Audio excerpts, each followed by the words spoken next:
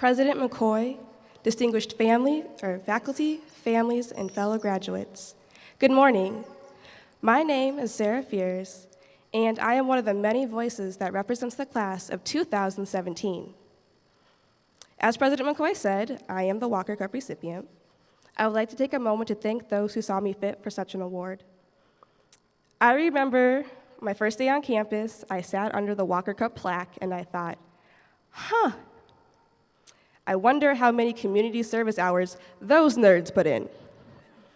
Joke's on me, I ended up being one of those nerds. I have written and rewritten this speech roughly 20 times, and every time I realized that I would talk about things that would make other people laugh, feel emotional, and more importantly, be quotable for a good press release.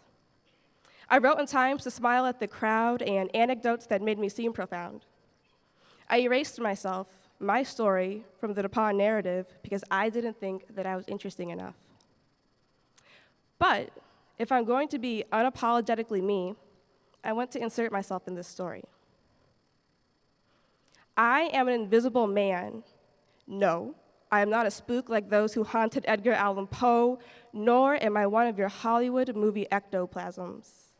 I am a man of substance, of flesh and bone fiber and liquids, and may even be said to possess a mind.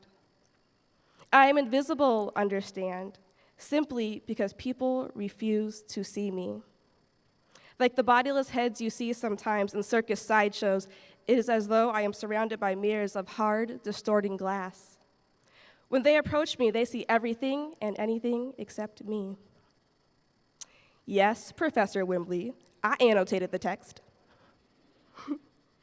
This is a quote from the prologue of my favorite book, Invisible Man, by Ralph Ellison. For those of you who may not have read the 1952 classic, it is the story of a Black, nameless protagonist who, despite striving to be excellent and do better for himself, is knocked down and ignored. He is forced into obscurity, stealing electricity, living under the ground with his 1,968 light bulbs so he feels visible. I never understood why I loved this novel so much until recently. I related to the protagonist more than anyone or anything I have ever known. Like the narrator, I fought for accomplishments and recognition because I thought that's what life is about, being perpetually visible for others. I thought that nice titles, awards, and Ivy League schools would make me whole. I begged for the approval from others, and when I was criticized, I would sit in my room and try to figure out how to be universally likable. I was consumed by the need to be excellent that I rendered myself invisible. A skeleton of a person going through the motions to please other people, shake hands, and kiss babies. I was aggressively competitive, so I would stay on top for as long as possible. I was a collector of physical achievements, not moments. I became engrossed with this idea of success. My narrow definition would make me stay up at night, excessively writing out my future plans, making endless timelines of where and how I should be at graduation, how old I needed to be by the time I earned my PhD, and how I was going to get to the next step in my life. It was never about what I truly wanted, but what others said was a good track for me. It was about how I would look to others, how decorated my office was going to be when I finally get one. I lost myself.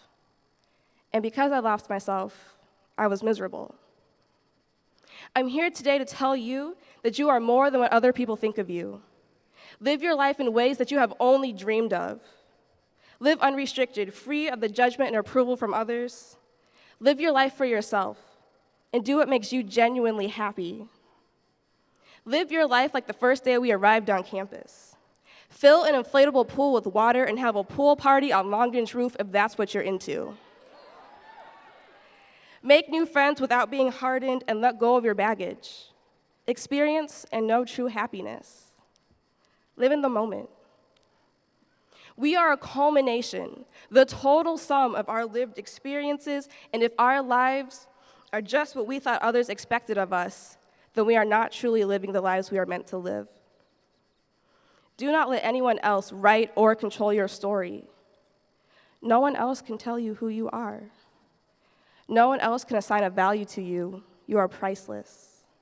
Embrace your individuality, your quirks, your tics, your unique selves. Be visible to yourself. Now, what do I mean by be visible to yourself, if I may so myself? That's a good question. Know who you are without others around. Know who you are not in relation to anyone else. Know yourself without parents, your friends, or your significant others. Are you happy with yourself in its purest form? Can you be alone with yourself? Are you the person you wanted to be? It is difficult to get to know yourself. Deep self-reflection is uncomfortable. What we find below the surface of our souls might not be what we want to see, but it's what we need to see.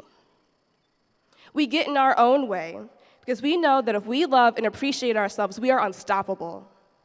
We know that we have untapped potential, and it's terrifying to know that we have that sort of unlimited power inside of us. When we know ourselves, no one can tell us that we are undeserving because we know that we are deserving of something. No one can treat us poorly because we know that we can get up and walk away. That is the beauty of being visible to yourself. And not only are we visible to other people when we're visible to ourselves, but we have the ability to see other people. We have the opportunity to actually see the individual wonders that people are. People whose hearts beat with an assured certainty. People whose synapses fire and procure late-night jokes in the basement of Roy. People who have electricity pulsing through their veins, exchanging power and affirmation with every touch. People with passionate souls who reach out to you when you haven't left your room in a week because your soul was aching. Who bring you birthday cakes at midnight when all you wanted to do was cry from the stress of the world. People who see you for who you are. A miracle. Wrapped in your own light that radiates from your innermost self. And you know that your light is valid, no more or less than anyone else's.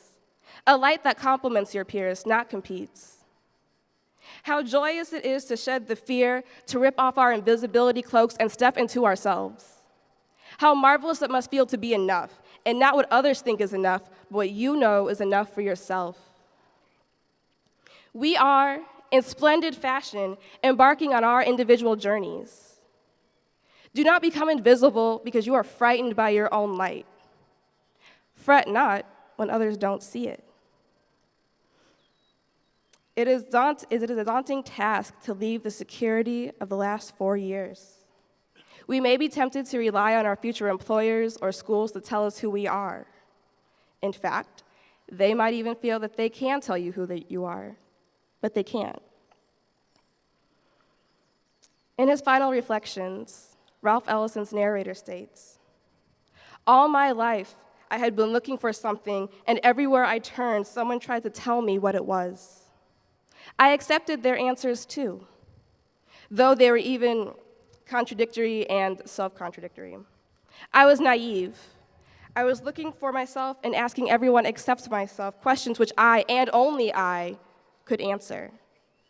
It took me a long time and much painful boomeranging of my expectations to achieve a realization that everyone else appears to have been born with.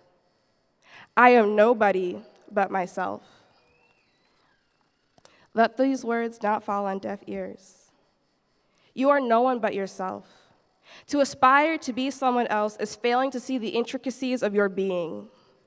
You are not the person you are sitting next to, and that is perfectly okay. Each one of us is exceptional. DePauw's class of 2017 is a force to be reckoned with. The world outside of DePauw is not ready for the brilliant light our class is going to provide. They cannot render us invisible. With that being said, congratulations, class of 2017. I see you. Go forth and be conduits of change.